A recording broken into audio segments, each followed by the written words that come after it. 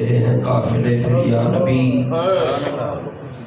پھر نظر میں پھر گئے حج کے مناظر یا نبی، ہجر و فراق میں جو یار تڑپ رہے ہیں ان کو دکھا دے مولا سرکار کا مدینہ، ہے شہد سے بھی میٹھا سرکار کا مدینہ، کتنا ہے پیارا پیارا سرکار کا مدینہ، پیرس میں مرنے والے پیرس کو بھول جاتا، تو بھی جو دیکھ لیتا سرکار کا مدینہ۔ حج کرنے والے خوش نصیب لوگ پہنچ گئے مکہ شریف کی وادیوں میں، مدینہ پاک کے نظارے بھی وہ کریں گے۔ قسمت ہم رہ گئے، مقدر کی بات ہے، عشق کی بات ہے، آتے ہیں وہی جن کو سرکار بلاتے ہیں۔ دنیا کے اندر واحد دو جگہ ہیں، ایک اللہ کا گھر ہے، دوسرا آمنہ کے لال کا دار ہے، جہاں پر سب سے زیادہ سکون ہے۔ دنیا کے کسی کونے میں بھی اتنا سکون نہیں جتنا ان جگہوں میں سکون میسر ہے۔ یہ پوچھیں آپ ان لوگوں سے جو وہاں سے ہو کے آئے ہیں، حاجی بیٹھے ہوئے یہاں پر، ان سے پوچھئے گا جب یاد آتی ہے تو کتنے دل تڑپتے ہیں، کتنے آنسو نکلتے ہیں، پوری زندگی وہ سکون میسر نہیں جو وہاں پر سکون ہے۔ اللہ بار بار حاضریاں عطا فرمائے۔ پاک ہے وہ ذات جس نے اپنے بندوں پر بیت اللہ کا حج فرض فرمایا، ان حاجیوں نے اپنی سواریوں کو تیار کیا، اللہ نے ان کو اپنے قریب بلایا۔ پاک ہے وہ ذات جس نے خانہ کعبہ کو رکن اسلام بنایا۔ اللہ اکبر۔ اللہ فرماتا ہے قرآن میں، جو میں نے آیت پڑھی، اور اللہ کے لیے لوگوں پر اس گھر کا حج کرنا ہے جو اس تک چل سکے، اور جو منکر ہو تو اللہ سارے جہان سے بے پرواہ ہے۔ حضرت عبداللہ بن عباس فرماتے ہیں سبیل کا معنی یہ ہے کہ بدن تندرست ہو، زاد راہ موجود ہو، ایسی سواری ہو جو اس کو ہلاک نہ کرے تو حج فرض ہے۔ اور ومن کافرہ کا مطلب ہے جو حج کرنے کو نیکی نہ سمجھے اور نہ کرنے کو گناہ نہ جانے، وہ بندہ دار اسلام سے خارج ہے۔ پہلی حدیث، میرے اور آپ کے لاجپال آقا صلی اللہ تعالیٰ علیہ وسلم نے فرمایا، جس نے حج کیا فوش غلامی سے باز رہا، فسق نہ کیا، تو وہ گناہوں سے ایسا پاک ہو کے واپس آئے گا جس طرح اپنی ماں کے پیٹ سے پیدا ہوا تھا۔ آج پچھلے جمعہ المبارک پہ کعبے کی شان بیان ہوئی تھی، آج اس کعبے کا طواف کرنے والے، اس گھر کی زیارت کرنے والے حاجیوں کی شان عنوان ہے۔ حضرت عائشہ صدیقہ فرماتی ہیں مصطفیٰ جان رحمت صلی اللہ علیہ وسلم نے فرمایا، یوم عرفہ سے زیادہ کسی دن بھی جہنمیوں کو آزاد نہیں کیا جاتا۔ یعنی جتنے زیادہ لوگ دوزخ سے حج والے دن آزاد کیے جاتے ہیں، کسی اور دن میں آزاد نہیں کیے جاتے۔ میرے آقا صلی اللہ علیہ وسلم، اللہ تبارک و تعالیٰ، آپ فرماتے ہیں اللہ تبارک و تعالیٰ قریب ہوتا ہے، یعنی اپنی رحمت کے ساتھ حاجیوں کی طرف متوجہ ہوتا ہے، اور فرشتوں کے سامنے اللہ فخر فرماتا ہے اور استفسار فرماتا ہے، میرے بندو کیا چاہتے ہو؟ فرشتوں سے اللہ فرماتا ہے میرے بندے کیا چاہتے ہیں؟ فرشتے کہتے ہیں مولا یہ معافی چاہتے ہیں اور بخشش چاہتے ہیں۔ فرشتے اللہ کی بارگاہ میں کہتے ہیں مولا یہ معافی اور مغفرت کے طلبگار ہیں۔ اللہ فرماتا ہے فرشتوں تم گواہ ہو جاؤ، میں نے ان سب کی بخشش فرما دی۔ فرشتوں تم گواہ ہو جاؤ، میں نے ان سب کی بخشش فرما دی ہے۔ اللہ اکبر کبیرہ۔ حضرت ابو ہریرہ راوی ہے، حدیث بڑی پیاری آ رہی ہے۔ اللہ کے محبوب نے ہمیں خطبہ دیتے ہوئے فرمایا اے لوگو اللہ نے تم پہ حج فرض کیا ہے، حج کرو۔ ایک شخص نے عرض کی یا رسول اللہ کیا ہر سال حج فرض ہے؟ سرکار خاموش رہے۔ پھر اس نے سوال کیا کیا ہر سال حج فرض ہے؟ سرکار خاموش ہو گئے۔ میرے نبی نے فرمایا زیادہ سوالات سے بچو، اگر میں ہاں کہہ دیتا، اگر میں ہاں کہہ دیتا تو تم پر ہر سال حج فرض ہو جاتا اور تم میں سے کوئی بندہ بھی اس کی طاقت نہ رکھتا۔ ان کی زبان سے جملہ نکلے تو اللہ تبارک و تعالی ان کی ہر بات وحی خدا ہے، وہ زبان جس کو سب ان کی کنجی کہیں اس کی نافذ حکومت پہ لاکھوں سلام۔ فرمایا اگر میں ہاں کہہ دیتا تو تمہیں ہر سال آنا پڑتا، تم میں سے کوئی بندہ بھی اس کی طاقت نہ رکھتا۔ حضرت عبداللہ بن عباس راوی ہیں، میرے آقا نے فرمایا حج اور عمرہ اکٹھا کرو، حج اور عمرہ اکٹھا کرو۔ جب تم حج اور عمرہ اکٹھا کرو گے تمہاری محتاجی دور ہو جائے گی۔ تھوڑا اونچا بولیں گے آپ سبحان اللہ۔ تمہاری محتاجی دور ہو جائے گی، گناہوں کو یہ پاک کر دے گا، جس طرح بھٹی لوہے کے میل کو دور کر دیتی ہے اس طرح حج اور عمرہ بندے کو گناہوں سے پاک فرما دیتا ہے۔ اللہ اکبر کبیرہ۔ حضرت ابو ہریرہ راوی ہیں، مصطفیٰ جان رحمت صلی اللہ علیہ وسلم نے فرمایا حج اور عمرہ کرنے والے اللہ کا گروہ ہے، حج اور عمرہ کرنے والے اللہ کا گروہ ہے۔ اگر وہ اللہ سے کوئی دعا کرے تو اللہ وہ دعا قبول فرماتا ہے، اور اگر مغفرت طلب کرے تو اللہ بخشش فرما دیتا ہے۔ کون سا گروہ ہے؟ اللہ کا گروہ۔ کیا شان ہے ان بندوں کی جو اللہ کے گروہ میں شامل ہو جائے۔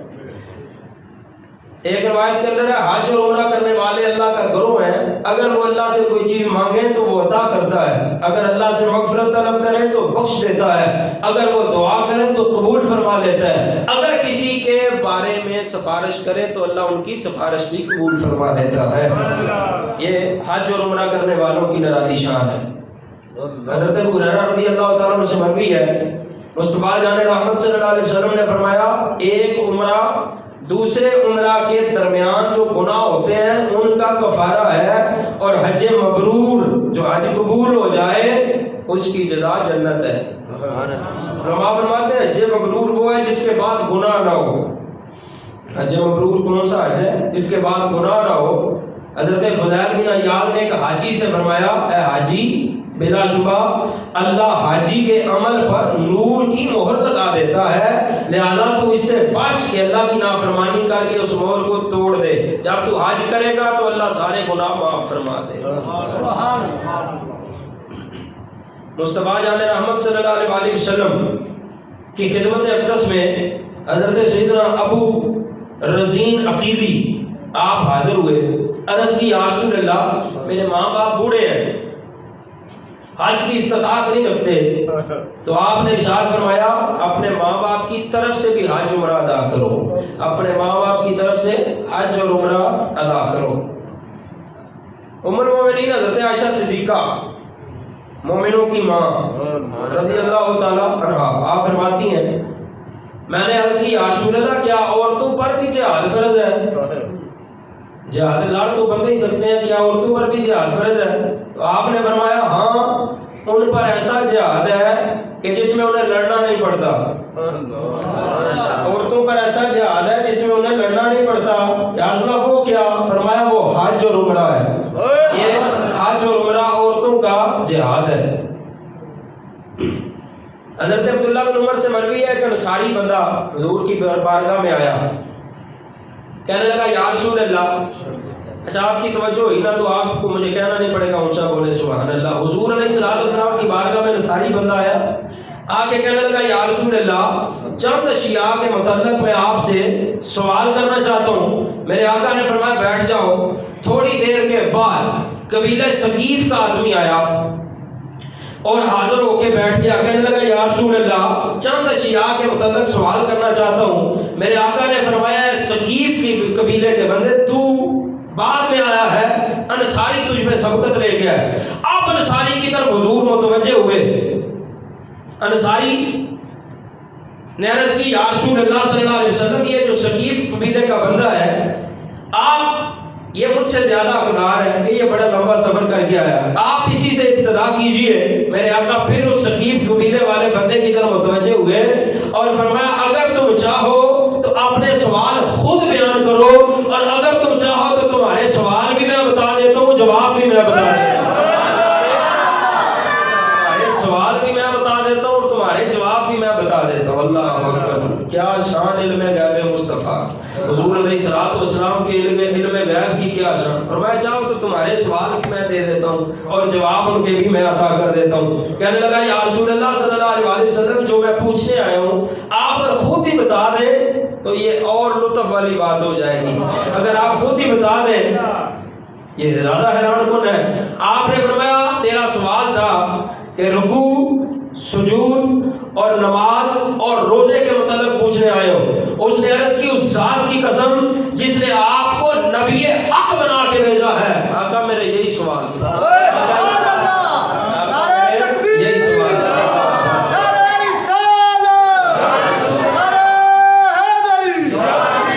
آپ نے ارشاد فرمایا جب تم رکوع کرو تو ہتھیلیوں کو گھٹنوں پہ رکھ کر انگلیوں کو پھیلا دو، اتنا ٹھہرو کہ ہر عضو جو ہے اپنی جگہ قرار پکڑ لے۔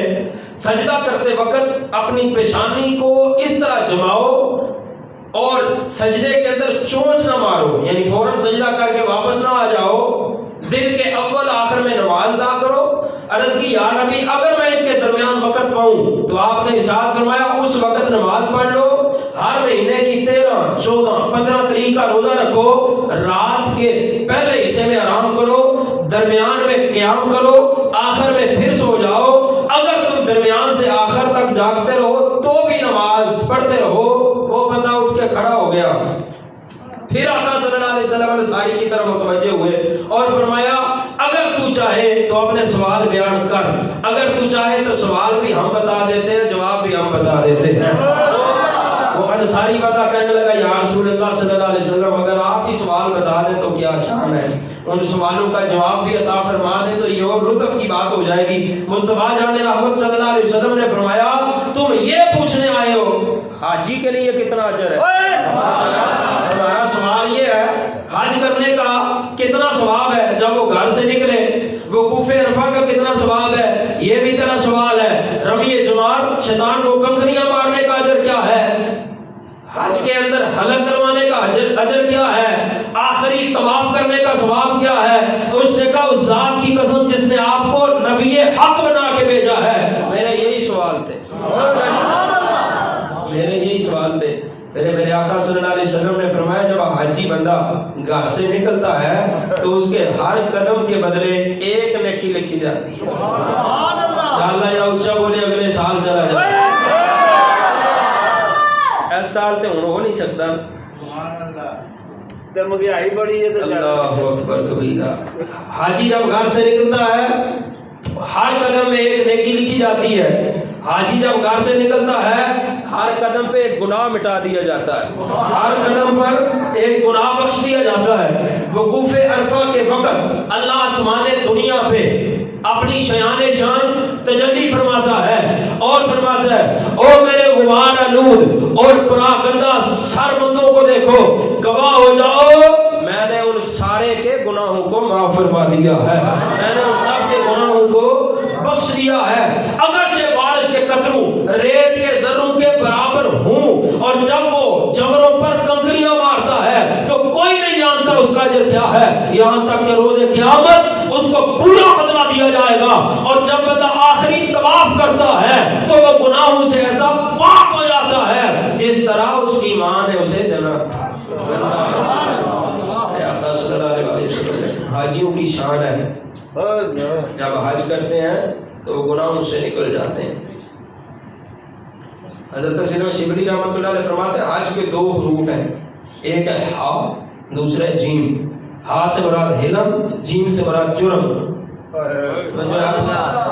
سے مراد اللہ والے جب ترجمہ کرتے ہیں ان کے اپنے انداز ہوتے ہیں، کہتے ہیں ہا سے مراد حلم ہے، جیم سے مراد جرم ہے۔ اس سے مراد یہ گویا بندہ کہتا ہے اے اللہ میں تیرے حلم اور تیری رحمت کی امید لے کر تیری بارگاہ میں اپنے جرم کے ساتھ حاضر ہوں، اگر تو بھی میرے جرم کو نہ بخشے گا تو بخشے گا؟ اگر تو بھی میرے جرم کو نہ بخشے گا تو میرے جرم کو کون بخشے گا؟ اللہ اکبر کبیر۔ منقولت 3 بندے ایسے ہیں جن کی دعا کبھی رد نہیں ہوتی۔ اونچا بولیں گے آپ؟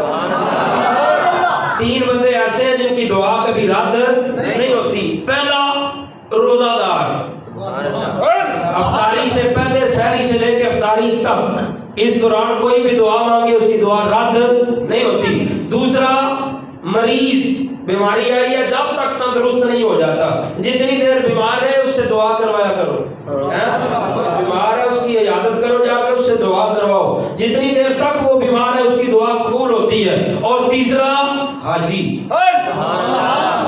حج کرنے والا، یہاں تک کہ حج کر کے واپس نہ آ جائے تب تک اس کی دعائیں قبول ہوتی ہے۔ دیکھ لیں وہ حج پہ گیا تو اس سے رابطہ کریں، ہاں جی، اس کو کہیں کہ ہمارے لیے دعا کریں، اس کی دعا بھی قبول ہوتی ہے۔ اللہ اکبر کبیرہ۔ حضرت عبداللہ بن عباس سے فعال حج کی حکمتوں اور مناسک حج کے باریک معنی کے متعلق پوچھا گیا۔ آپ نے فرمایا فعال حج اور لوازم حج میں سے ایک حکمت، نعمت کاملہ اور کئی راز ہیں۔ احرام کے وقت بھی نیکی ہے، احرام اتارتے وقت بھی نیکی ہے، طواف کرتے وقت بھی نیکی ہے۔ یوں سمجھ لیں حاجی ہر وقت نیکی کے اندر ہے، حاجی بندہ ہر وقت اللہ تبارک و تعالیٰ کی عبادت کے اندر ہے، اور یہ نصیب والوں کو ملتی ہے یہ سعادت۔ حضرت سیدنا محمد بن منقدر رحمۃ اللہ علیہ آپ فرماتے ہیں، انہوں نے یہ روایت پیش کی ہے اور انہوں نے 33 حج کیے ہیں، 33 حج کیے ہیں۔ جب آخری حج کیا عرفات کے مقام پہ عرض کی، یا اللہ تو جانتا ہے میں نے عرفات میں 33 بار وقوف کیا، ایک مرتبہ اپنی طرف سے، ایک مرتبہ اپنے باپ کی طرف سے، ایک مرتبہ اپنی ماں کی طرف سے۔ یا اللہ میں تجھے گواہ بناتا ہوں میں نے باقی 30 حج اس بندے کو ہبہ کر دیے جو یہاں عرفات میں ٹھہرا لیکن اس کا وقوف عرفات قبول نہ کیا گیا۔ 30 حج میں نے اس کے نام کر دیے، جو بندہ حج پہ آیا اور اس جگہ پہ ٹھہرا لیکن اس کا حج قبول نہ ہوا۔ جب آپ عرفات سے مزدلفہ پہنچے، خواب کے اندر آنکھ لگی، ندا دی گئی، اے ابن منقدر کیا تو اس پر کرم کرتا ہے جس نے کرم کو پیدا کیا؟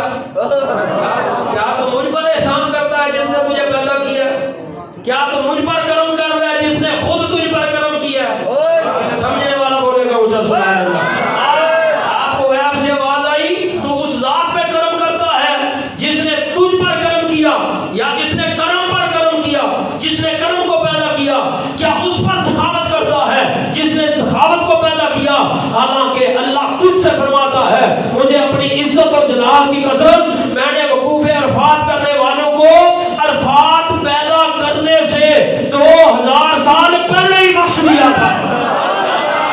میدان عرفات ابھی ہم نے پیدا بھی نہیں کیا تھا، 2000 سال پہلے وقوف عرفات کے اندر ٹھہرنے والوں کو ہم نے بخش دیا۔ حضرت سیدنا علی بن موفق رحمۃ اللہ علیہ فرماتے ہیں ایک سال فریضہ حج ادا کرنے کے بعد میں مسجد خیف و مینا کے درمیان سو گیا۔ میں نے آسمان سے اترتے 2 فرشتے دیکھے، ایک نے دوسرے سے کہا اللہ کے بندے کیا تو جانتا ہے اس سال کتنے لوگوں نے بیت اللہ کا حج کیا؟ اس نے کہا نہیں۔ پھر پہلے نے خود ہی بتایا اس سال 6 لاکھ بندوں نے حج کیا۔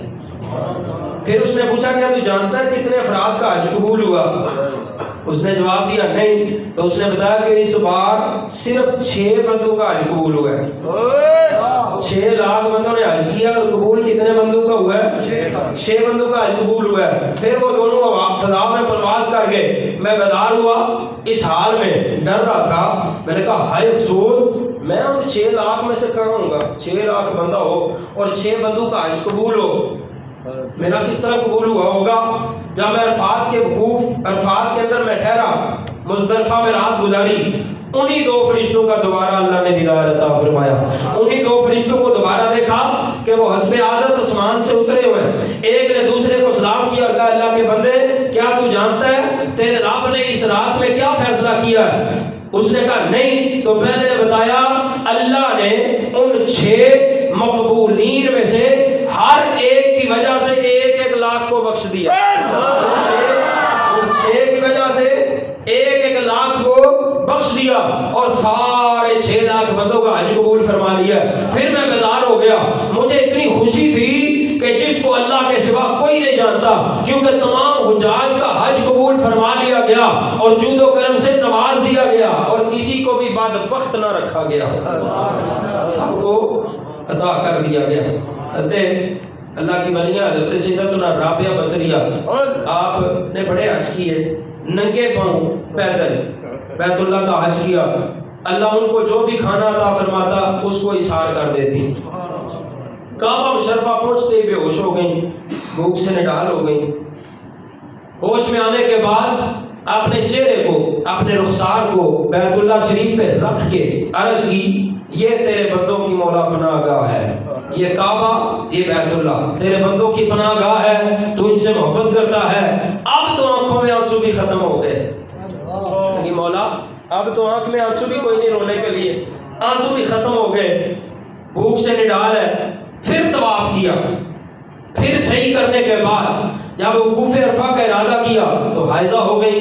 روتے ہوئے عرض کی، اے میرے مالک، اگر یہ معاملہ تیرے غیر کی طرف سے ہوتا تو میں ضرور تیری بارگاہ میں شکایت کرتی. اب جب کہ یہ سب کوئی تیری مشیت سے ہوا ہے، اب شکایت کیا کر سکتی ہوں؟ بس انہوں نے حرف غیبی سے آواز سنی، اے رابعہ، ہم نے تیرے سبب سارے حاجیوں کا حج قبول فرما لیا ہے. ہم نے تیرے سبب سارے حاجیوں کا حج قبول فرما لیا اور تیری اس کمی کی وجہ سے ان کے سارے نقائص پورے کر دیے. جتنے بھی حاجیوں سے کمی کوتاہی ہوئی تھی سارے کے ساری کمیاں دور کر دی.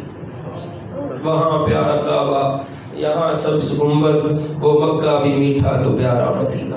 میرا پاک پروردگار حاجیوں کا صدقہ، حج کرنے والوں کے سجدوں کا صدقہ اللہ ہم سب کو حج بیت اللہ کی سعادت نصیب فرمائے. کوشش کرتے رہا کریں، مدینہ شریف کی تیاری میں رہیں، تھوڑے تھوڑے پیسے جوڑتے رہا کریں، کمیٹیاں ڈالیں. یہ مال جو ہے نا یہ آنے والی چیز ہے، جانے والی چیز ہے، یہ لگ ہی جائے گا. ایک بار حاضری ہو گئی تو سارے معاف، جرم معاف. اللہ کی رحمت وہی ہے نا، سمجھے غریب ہوں یا امیر ہوں، یہ میری غریبی کی بات نہیں ہے. جس کو چاہا میٹھے مدینے کا اس کو مہمان کیا. قسمت والے لوگ جاتے ہیں، قسمت والے لوگ